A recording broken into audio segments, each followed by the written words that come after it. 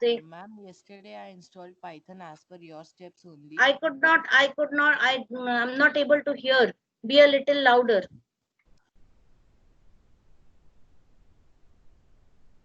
Who is it? Be a little louder, dear. I'm not able to hear you.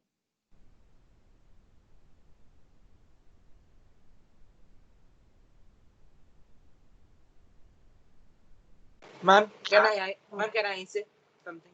Yes, I can hear you now. Ma'am, when we install, ma'am, if we install Python, ma'am, as in my computer, it is having a service pack 1. Hmm. So, ma'am, how, ma'am, it would be taking much load on this PC. See, it would take some around, I'll show you on my computer how much space it takes. Wait a second. And ma'am, RAM, what is required for that? It does the computer doesn't get hang and it runs smoothly. Wait, I'm coming to that.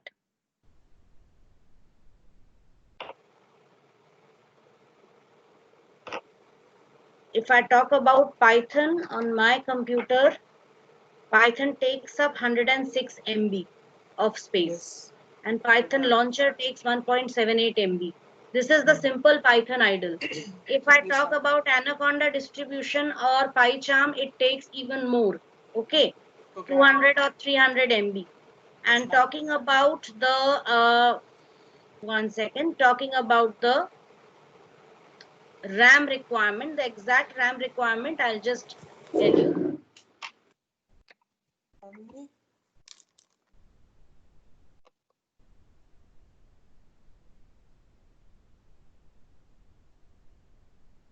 Okay, 4 GB RAM is minimum required. Minimum requirement for RAM for Python is 4 GB RAM. Ma'am, ma'am, if we take the minimum requirement for of RAM in in my PC, so ma'am, it has a chance for getting hang. Yes, that's why I have given you the option of some free online Python IDEs also. You can, you in that case, you don't need to download anything. It will take up the memory required for your browser. That's it. Yes, So ma'am. you don't need to search anywhere. You just need to open it from your browser, use it, and then close it. Okay, ma'am. Okay, because everything is on the cloud. So little bit more memory it will take, but it won't hang. It won't get hang. But otherwise, also let me tell you one thing, Origi. It's fine. You can run all the softwares from your mobiles also, iPad also, everywhere, right? But Yes, ma'am. nothing can. Let me tell you one thing. Nothing can replace a PC. A Yes, ma'am. PC is definitely a bigger system as compared to your iPad. And actually, iPad is actually meant for which purposes, you tell me? It is meant for all those purposes where you need to, where you have to schedule a meeting or perform, type a small, draft a small letter, create a quick presentation. Okay, it's done for people on the go, on the run. Those who are always on the run, it's for them. But okay, taking online classes is also fine, and even programming is also fine. But you tell me, is it very feasible? Have you ever seen software developers using iPad for coding? no, no, ma'am. है ना? तो that is the difference बेटा. जिस चीज के लिए जो चीज बनी है ना, आप आईपैड से हर चीज एक्सपेक्ट नहीं कर सकते, because it comes with a small power source Yes, is ma'am. Limited. Okay, it comes with a small RAM. Until and Yes. unless you purchase something with a very high configuration. भाई desktop, Yes. और अगर ऐसा होता तो आपके laptops और desktops नहीं बनते फिर. क्यों? Yes, ma'am. अगर हर काम आपका आईपैड से ही होने लगता या टैबलेट पीसी से ही होता, तो फिर डेस्कटॉप्स और लैपटॉप्स नहीं बनते. Okay, why Yes. desktops and laptops cannot be replaced is because of this. If you need to do some heavy application, if you need to work on heavy applications or heavy softwares, if you think that you can work on Adobe After Effects or Adobe Photoshop or Adobe Premiere, and I will be doing everything using my iPad, I'm sorry to say that is not enough, because the minimum requirement for such softwares is 8 GB RAM. okay, which your iPad won't be able to provide you. Yes, ma'am. For that, you will have to switch over to your desktop or your laptop only. Ma'am, Hmm. ma'am, I am just in 2 days I will be getting 8 GB of RAM. No, and I'm not service pack asking you to purchase anything. I'm just telling you for simple programs and all for the time being, because you have already purchased something. Okay. As told by your mother, I understand the thing. You already have purchased it. You can use the online Python IDE, my dear. Okay. That way you Yes, don't ma'am. need to download anything. It won't be heavy on your iPad. Okay. You work on it. All you need is an internet connection. That's it. Yes, ma'am. Ma'am, it is available. Huh. Ma'am, So you but it is work one on it. problem is there that when I use any ID, I will just working on some of them. So the keyboard only takes the half of space. So that is the screen is That not is visible. obvious, no, because your iPad is a touchscreen device, Yes. and that keyboard is also a soft keyboard. Okay, it is not a keyboard. What you can do is you can purchase a small keyboard and you can attach it with the USB port, Yes, which ma'am. it has. Okay, so that you can do. Many people do it. They attach a small keyboard. Again, what you are doing, you are turning your iPad into a small laptop. Yes, That's it. ma'am. ना? फिर laptop को replace नहीं कर सकता iPad. Yes, ma'am. ना? तो ये चीज तो समझनी पड़ेगी आपको, है ना? Yes, हाँ. ma'am. Okay. No, ma'am, I will just replace it. Okay, Orijit, if you don't mind, actually the class time is Yes, getting ma'am, yes, wasted. ma'am. So can I No, start no, with no. the class, Yes, please? ma'am. Yes, ma'am. Shlok, you are getting a warning. You need to first disable your antivirus and then install. Okay, many a times you will get this kind of a message, or maybe you have downloaded something from some non-trusted site. Please follow the steps given in the video and download the appropriate file. Okay, appropriate setup file from the location. Okay. Today I'll do one thing. I'll upload the setup on my Google Drive account and share the link with you, so that you people can download the exact thing from there. A separate one for 64-bit and a separate one for 32-bit. Okay. How many of you were able to download and properly install it on your PC? Please raise your hands. Okay. Most of them, it shows that you have done it. Okay. And many have not done it. Okay, those who have not done it, please do it today. Okay, install Python on your computer so that you are ready to work on your Python programs, right? Fine. You can put your hands down. Now I will share. I've already shared the screen. I will start with today's class. So we have over here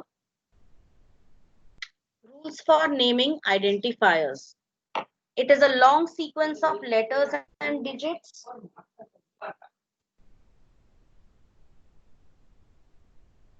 It cannot start with a digit. It can contain letters, digits, or underscore character. As I told you, it will not start with a digit, but it can contain a digit. Okay. And it can start with a letter. It can start with an underscore. It can also contain an underscore anywhere in the middle. But no punctuation marks, no white spaces, no blanks. Understood? Python is case sensitive. Yes, this was the next point which I had to discuss with you all. So please pay attention over here.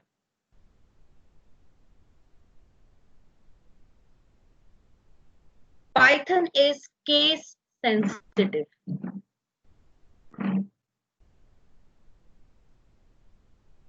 When we say case sensitive, it means that if I have created a variable like this, suppose I have created a variable first name, first underscore name. Okay. And I change it and write it like this, first name. And then somewhere I write it like this, first underscore name.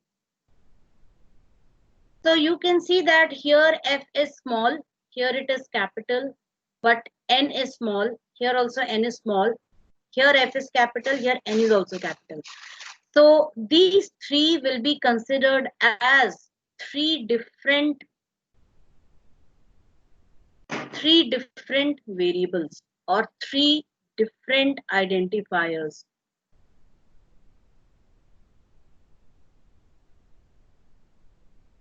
Understood that? They will be considered as three different identifiers. Why?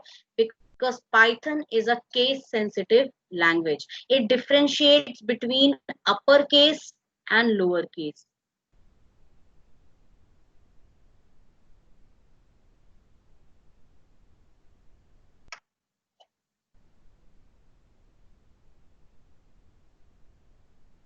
So it differentiates between uppercase and lowercase. Same way, if suppose at one place you have used first name like this, and at 10 places you have used first name in this way, then you should try to change this first name into this first name.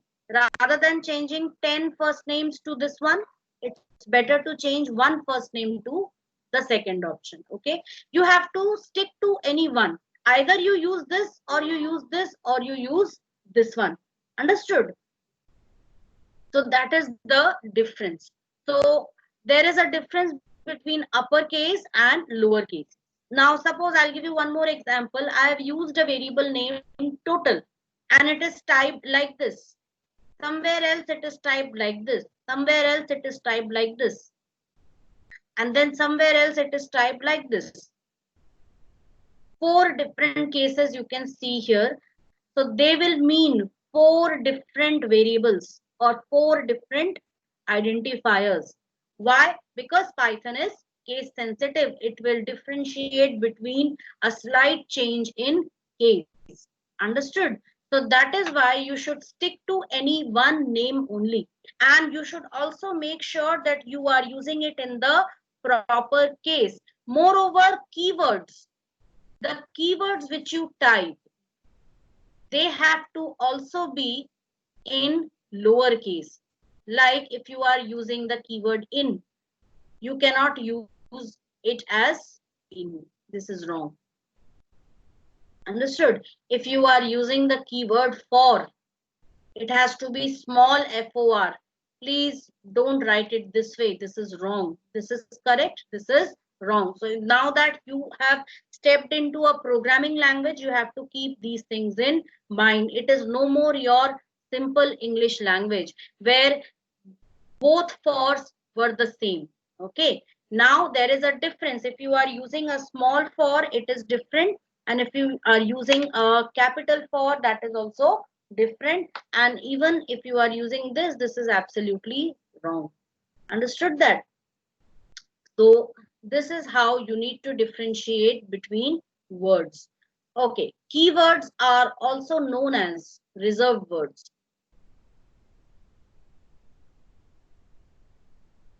Why reserved words? Because they are reserved. Their functions are reserved for performing one single type of activity. Understood? They are reserved for doing one single type of activity only, and they cannot be used by us. That is, they cannot be used by users to store any data as they like. Like you cannot write for equals 50. This will be absolutely wrong.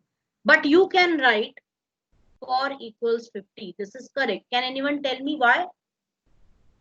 Why this one is wrong and this one is correct? And because the capital for is not a keyword. Very good answer. May I know your name? Aryan. Aryan, very good answer. This capital for, the one which is capitalized, when I say capitalized, it will always mean title case. That is first letter capital. Okay. Because this capital for, it doesn't represent a keyword. It is no more a keyword. Hence, I can use it as a variable. This in, if I write in and I write hello, is this correct? No, ma'am. Give me the reason. Why is it incorrect? Why is it? Voice not coming proper.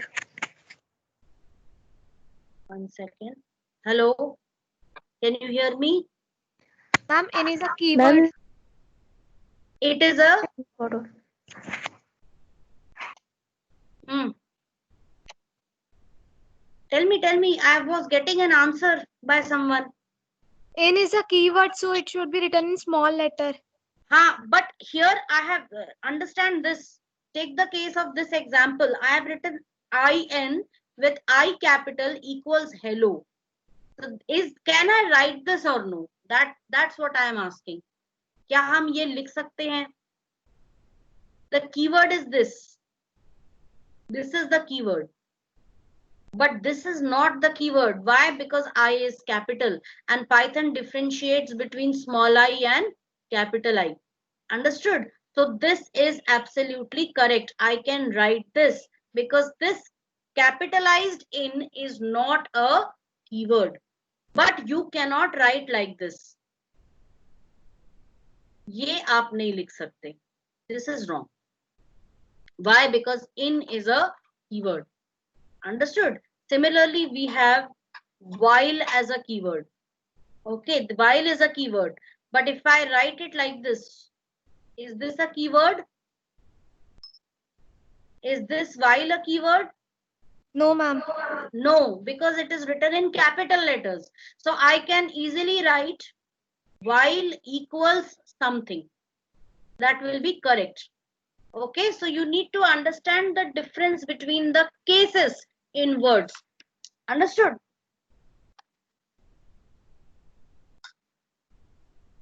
So this is how you need to understand the difference. Okay, Python differentiates between different cases of identifiers.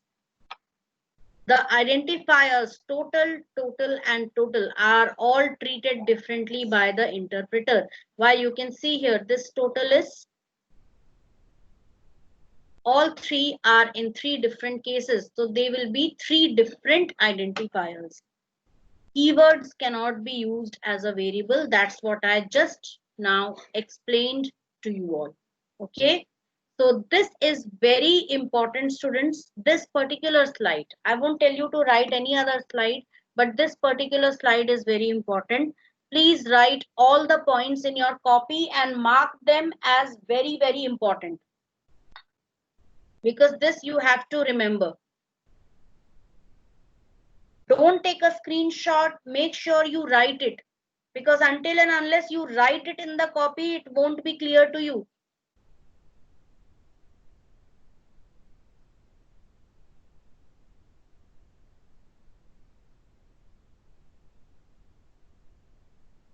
Ma'am, can we say that the non-keywords are identifiers? Yes. Okay, ma'am.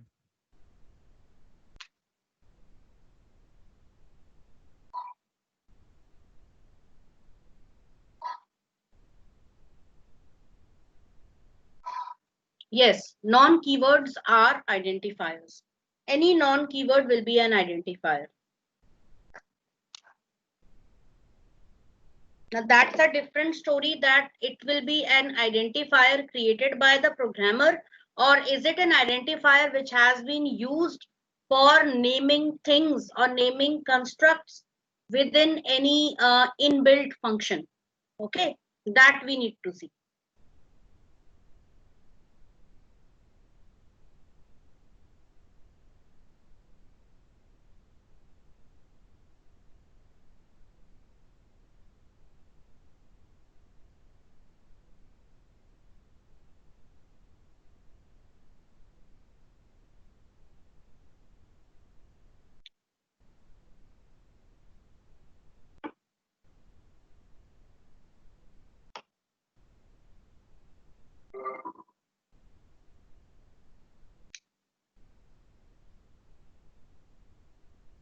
Completed.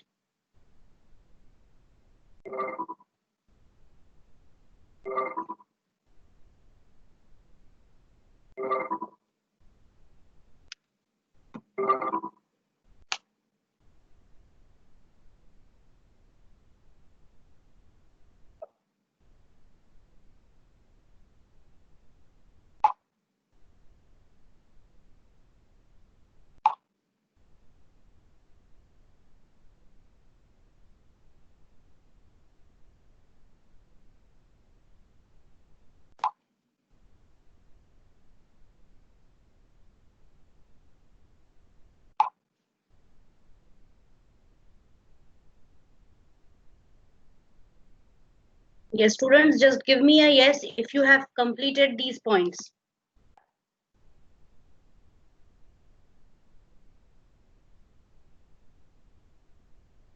Yes, ma'am. Let me get 2-3 more. Ma'am. Okay, Yes, ma'am. Yes. fine. Yes, ma'am. Please keep these things in mind now. Okay, now next is we are going to start with what are literals. Literals or values.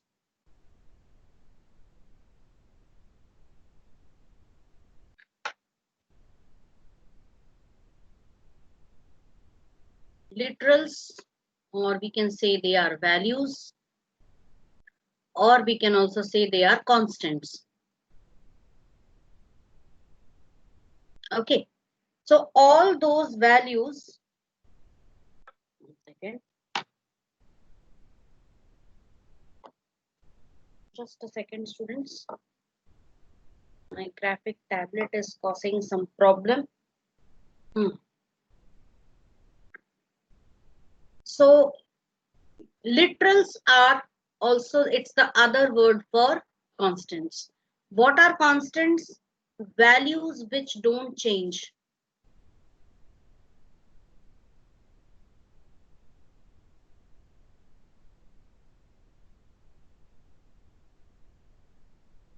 Values which don't change throughout a program. Okay, values which do not change throughout the program. On the other hand, we have variables. You already know what are variables. What are variables? Those quantity which can change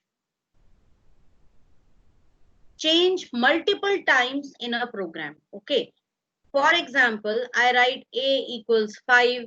Next time I can write a equals a plus 1, where I'm adding 1 to a. So now a becomes what? 6. Next time I can write a equals 10. So now instead of 6, a becomes 10. So here value of a keeps changing throughout in a program, right? So this is a variable. But when I say 5, this 5 is a literal, also known as a constant, also known as a value. Okay, this 10 is a literal, this 1 is a literal. Understood that? So any value, anything, like I write here first num equals 50. So first num is what? It is an identifier.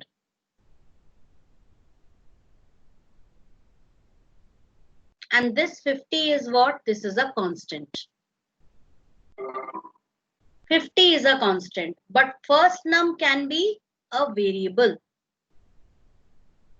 Why? Because next time I can write first num as something else. Maybe I can write it as 60.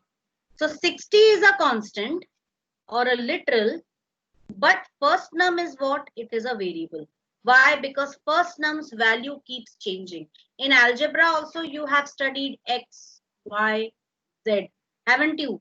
M, N, O, A, B, C. So you don't know what is the value of x. When you write 5x, so 5 is a constant, whereas x is a variable. Why? Because value of x is unknown. Similarly, the value of first num is what? Now, if you think in terms of computers, value of first num is also not fixed. It is not fixed. At one point of time, it can be 50. At another point of time, it can be 60. And moreover, if you are asking a value from the user, suppose I write like this, first num equals input, enter the value. If I write it this way, then user is going to enter some value and we don't know what value the user is going to enter. So here it becomes a variable because a value of first num is unknown. Understood? So I'll explain this once to you. In your program, students, when you are working with programming, you are going to ask values from the user using this statement, that is input statement.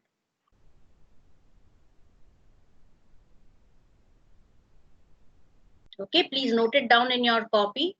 What is this statement used for? It is used for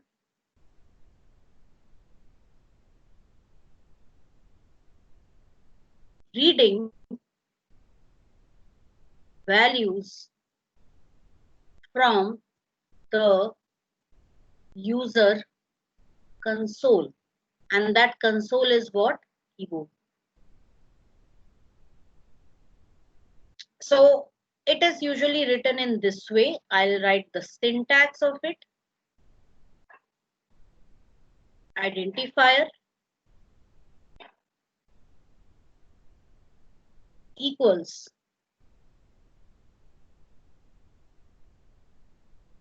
input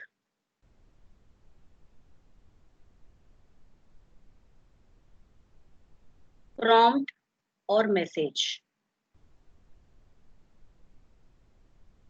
How do I use it? If I write, I'm taking an identifier, my name.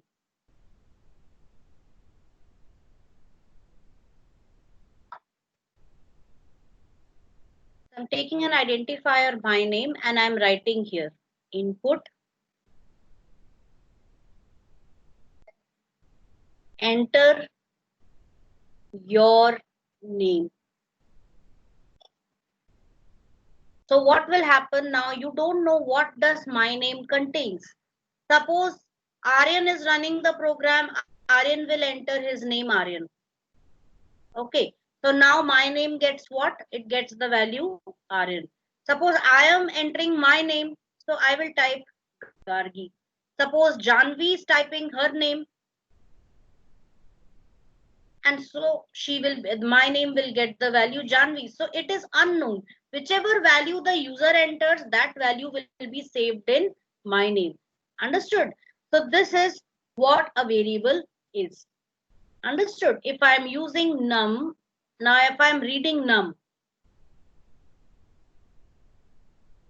enter a number. So any number the user can enter. The value of num is unknown over here. Any value the user can enter. There is one more statement here which we will be adding, that is for typecasting of it. So I'll be teaching that in detail when we study this input statement in detail. Okay, for the time being, you should understand that this is how we are working with it. Okay, any number the user can enter, that is unknown. So num is what? It is a variable. Similarly, my name is also a variable. Understood? But these values, these are literals. Why? Because they are fixed values. Rn value is fixed. Janvi value is fixed. Understood? So these are known as what? Literals. The values which we save in an identifier, which we save in a variable, they are what? Literals. Students, please write this in your copy. Input statement.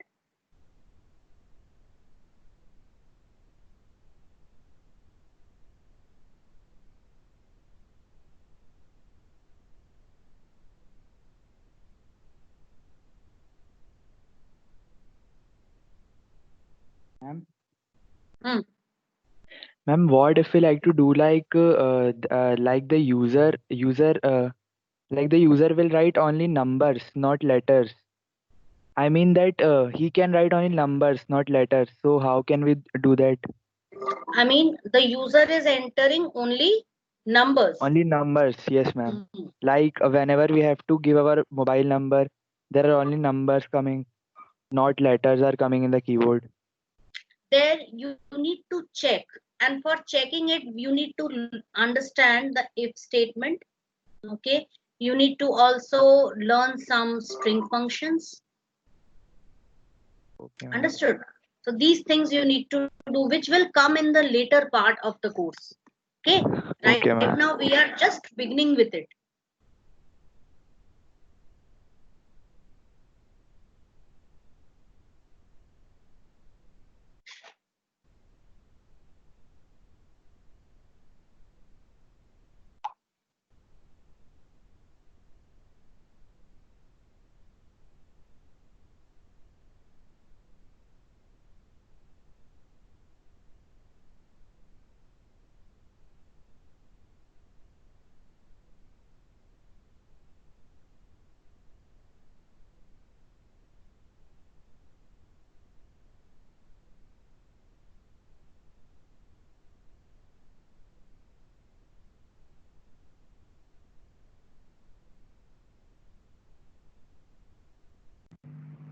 Attendance. I'm here. Yes.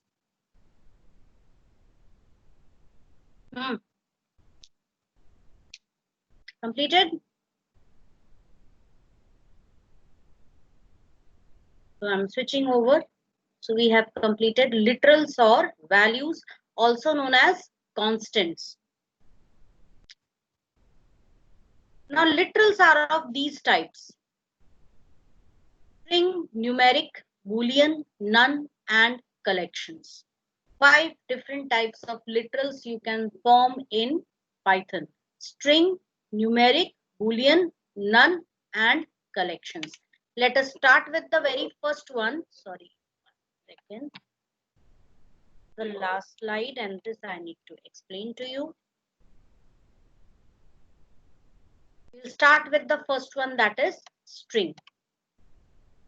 So now what are strings? When I talk about string, strings could be anything enclosed within double quotes, and they could be anything taken from the character set, from the entire character set of Python. Let me take the attendance quickly. You have taken the attendance? Yes. So character set, where we can use capital A to Z, small a to Z. We can use digits 0 to 9. We can use special symbols. Symbols like plus, minus, division, percentage, dollar sign, asterisk, tilde sign, okay, ampersand, open bracket, close bracket, anything. All the symbols which you can think of, all those are considered as special symbols. And we can also take, apart from this, white space characters, where we have a space, okay, tab, which is represented by this symbol. You will not get this symbol. It is actually a non-printable character which doesn't appear on the screen. Understood? And then you have your carriage return,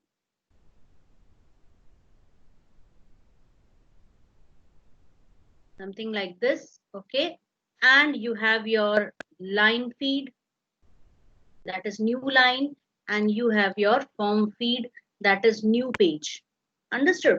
So these are white space characters. So your strings are actually alphanumeric data.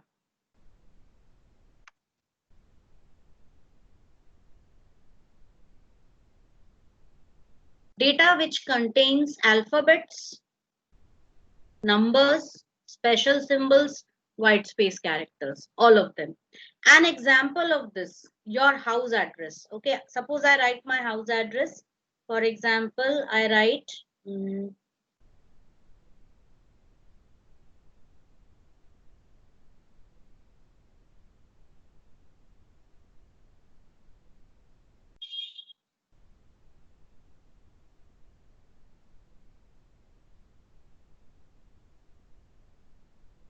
and then I'm also adding a pin code.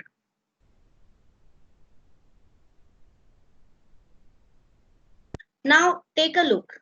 My house address contains which all things? It contains capital letters? Yes. Does it contain small letters? Yes. Does it contains digits? Yes. These are the digits 4, 241, 462022. So it contains digits also. Does it contain special symbols? Yes. It contains a period sign. It contains, see, dot is known as a period sign. Please note it somewhere, okay? Period.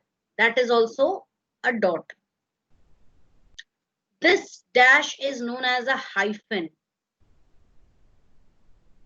Okay. This is known as a slash. Understood? So it contains a slash, it contains a comma, okay. And there are commas here, there is a hyphen, again 2 period symbols are there.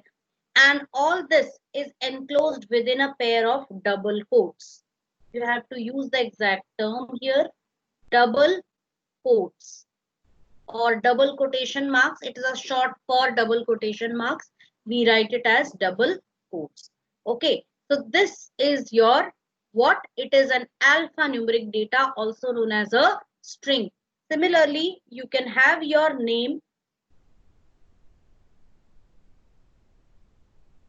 This is also an alphanumeric data, although it contains only alphabets and a white space character. I write hello world. So hello world is what? It is also a string. It is alphanumeric. Understood? So these are strings. And what you can do is, if you want to read string from the user, you have to use this statement. For example, if I write here my name, I will write it as input, enter your name. Now this prompt which you see over here, students, it is again user defined. You can type anything over here. Okay, you can type anything. Instead of enter your name, you can simply write name. Okay, you can write anything, even a song or anything you can write over here, right? That's just a joke, but please do not do that. This prompt is actually given such that when you want the user to enter something, a proper message should appear on the screen which will help the user to enter the correct data. Let me show you a proper demonstration. So this could be your very first program also. So for that, write the first program in your copy. Question number 1, write a Python program in interactive mode to display your name and address on the screen. A very simple program to display your name and address on the screen. Okay, first you need to, okay, this I'll explain with using two methods. First we will simply assign and then we will ask from the user. So what I'm doing is I'm going to the start menu, then I will go to my Python idle.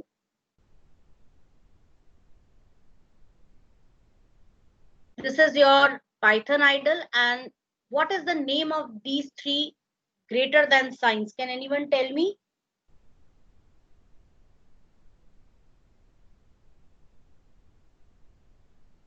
Can anybody tell me this? What is the name of this greater than sign, students? Primary prompt. Yes, it is a primary prompt. Understood? It listens to all your commands. So what I am going to do over here, I am going to take a variable my name equals, and I am going to simply provide my name to it. You can see it very well that I have used an identifier named my name. Okay. After that, I have used an equal to. This equal to is known as assignment. This equal to is an assignment operator.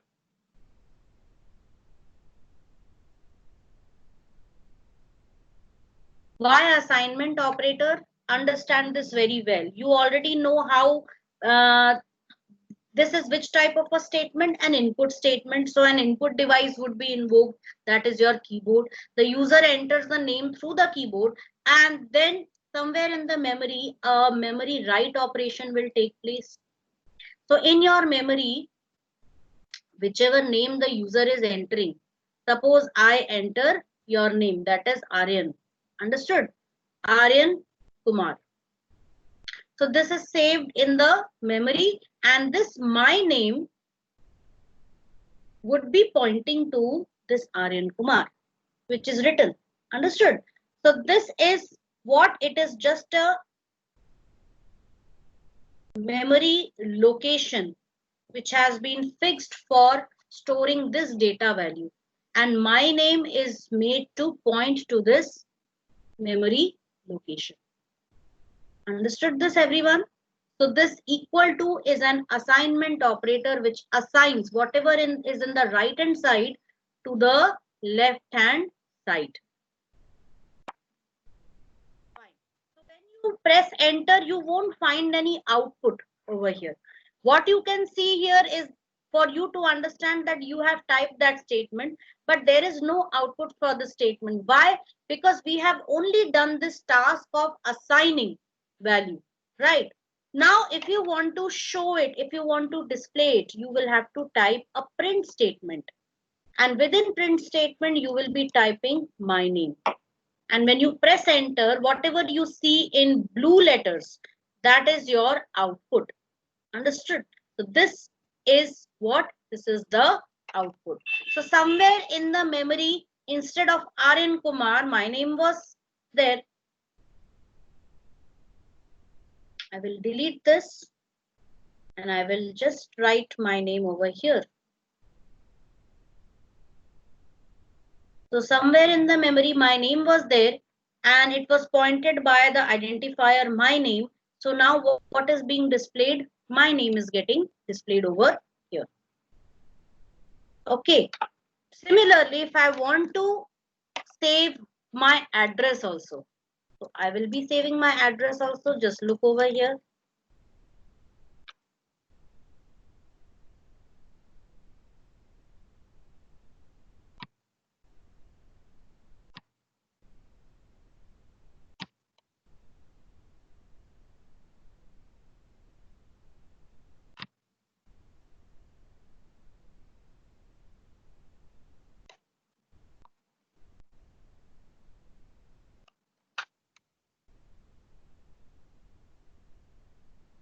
That's it. You can see that it is wrapping up to the next line, but it is actually a continuation of the previous line itself.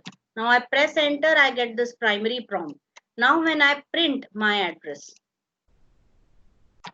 it will print my entire address. So this is how I can assign literals. So what is a literal in these statements? Tell me. Where do you find which all are the literals in these statements? All in comma. Not comma. Everything enclosed within double quotes. Okay. You can see a double quote over here. Right? You can see a double quote over here. There is a double quote here. There's a double quote here. Anything which is enclosed within double quotes. This is a literal. Then this whole is a literal. Till this last dot. Ma'am? Yes.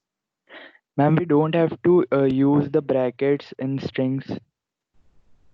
Brackets and strings. No need right now. Okay. Why do you need brackets? Strings are never enclosed within brackets, dear. They are always enclosed either within double quotes or single quotes. I can also write it this way. If I write it like this, my name equals single quotes. I can also write it this way. Okay. When I print it,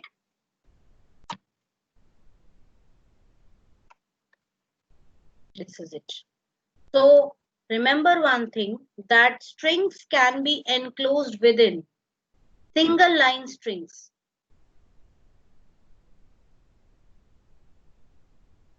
Can be enclosed within double quotes and single quotes. They can be enclosed within double quotes as well as single quotes.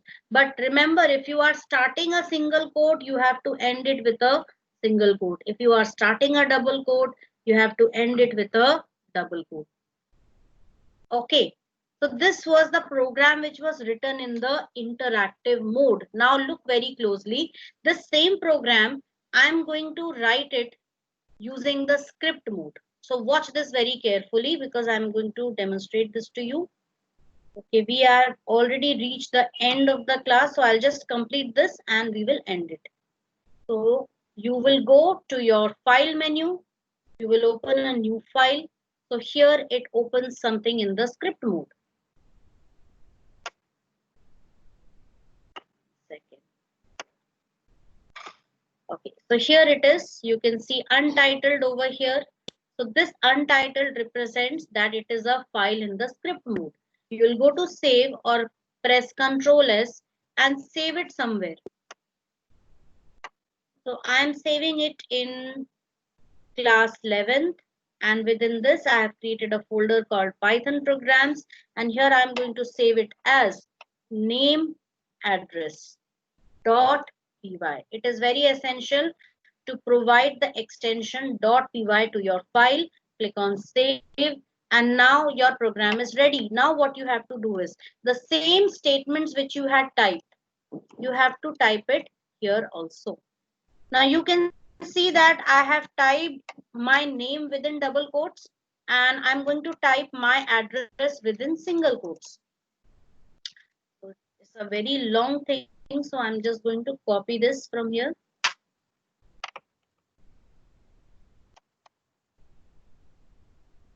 And I have closed this, and now I'm going to print both.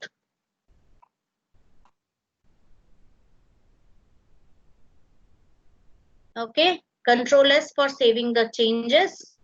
And now for running this, I'll go to run menu, press F5, or simply on your keyboard there is a function key F5. Press that F5 and you will get the result here. So what is the difference between interactive mode and script mode? In interactive mode, your statements are not saved, whereas in script mode, your statements are saved in a file which you can open later on. How? We will again go to file, we'll go to open, and we will go to that location where we have saved everything. So I'll go to this location, and here Python programs, and here it is. So it is saved, understood? And hence now you just need to press F5 to run that program. So that is the difference. We saw two types, two modes of creating programs. One is the interactive mode, and the second is the script mode. In interactive mode, you cannot save anything, whereas in script mode, you can save your program. So it's my advice to all of you, whenever you write a program, you will do it in the script mode only. More, we will continue this in the next class. Till then, watch all the online lectures which are uploaded. Okay. So we end the class over here because now I need to move on to my next class. Thank you, everybody. Thank you, ma'am.